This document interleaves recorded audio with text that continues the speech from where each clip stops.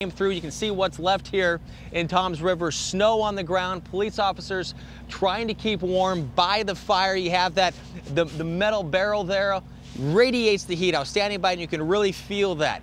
Now that's what you have by a fire, but so many people, thousands, still do not have power. And after Winter Storm Athena came through, the power knocked out longer, or in some cases it was just restored and got knocked out again. Power crews working 16-hour days to get the lights and the heat back on for the people here in New Jersey and throughout the Northeast. But before things warm up this weekend, so many people having to deal with another very, very cold morning, a freezing morning. That's the latest here in Toms River, New Jersey. Back to you. It is really miserable when you have to deal with that and try to sleep in that, and you put on as many layers as you can, and you're just so cold. And sometimes, you know, when I've been in those predicaments, you know, you take the cover over your head and you're like just try to keep yourself warm as you can. Have you ever done that? You know, you're kind of like breathing on yourself to keep yourself warm. It's awful. Yeah, I think that happened in college, but that's another story.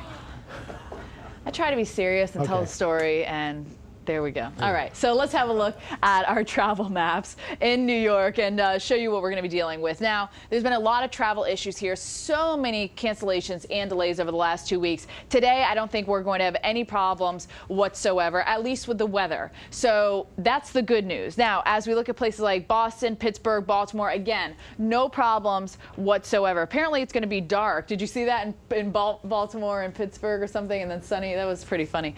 Atlanta, no one else caught it but me, I don't think. I wish we could go back to that. It actually didn't happen. Sunshine in the south. Atlanta, of course, one of the busiest airports in our nation here, and we will see nice weather there as well. Let's take you to the south. See what happened on the last graphic? It had two moons and then a sunshine in the middle.